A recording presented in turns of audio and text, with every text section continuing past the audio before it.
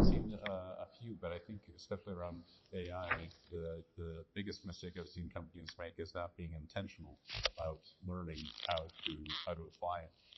That's growing a lot. Most companies are now jumping in more than I saw even 3-6 months ago. But then within that, I hear some experts, some companies talk about, well, you really need to take a top-down and centralized approach. Don't have everyone trying to figure it out. Just have a few people. Others say, no, don't do that. Enable everyone. I think both of those answers are wrong. I think it's really a two-dimensional strategy is the right way, doing both of those things. There's some things where looking on like a function by function basis, you can identify the top tasks, the top workflows that could most be automated, or the top business decisions that could benefit from greater insight, and have some experts figure out, take those problems, start with the problems, figure out how AI can help them. In addition, I think grassroots innovation and creativity can drive many great ideas, and so you also want to enable and encourage, if not force employees to figure out how they can do their jobs better too, with the right controls around it. And so we've absolutely lived this because the SuiteCloud platform is incredibly powerful, and really you can do anything you want to on it. Just because you can doesn't mean you should. And we actually had to learn this ourselves. We used to over-customize some of our customers or encourage them to do it. And we learned over time, that hurt them in the long term in terms of scalability, performance, maintenance of the system. That's actually why we created the Suite Success program to help customers apply leading practices and find the right level of customization. I think in a nutshell, what I would say is companies should question the edge cases, the secondary cases.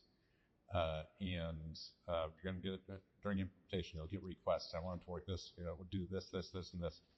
And some of those are this, standard path, and some are, again, secondary paths. Really question the ROI of the secondary paths. Is it really worth systematizing those things? Do they happen enough that it's worth slowing down and making more fragile the main system? I guess another thing, so 2 points I'd add is, sometimes we get transformative CIOs or CFOs saying, I want to transform my business with NetSuite. And then during the implementation, we go and ask the individual frontline users, okay, what do you want? And they basically describe exactly how their current system works. Well, if we do that, we're just replicating, we're not going to transform.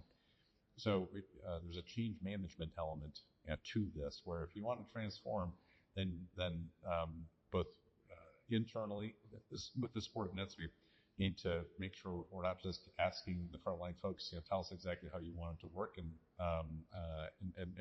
customizing it to meet their needs. And you've got to build it to match the process that they want to have in order to transform. Most certainly it's AI, quite obviously, but increasingly now it's agentic AI and agentic workflows. And as the technology evolves and everyone learns how to better apply it, it's agentic workflows are in essence a collaborative workflow across multiple AI agents and humans.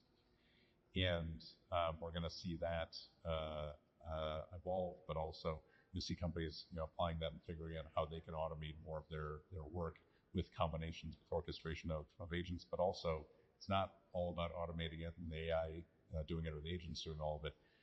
This human AI collaboration is a key aspect of these workflows.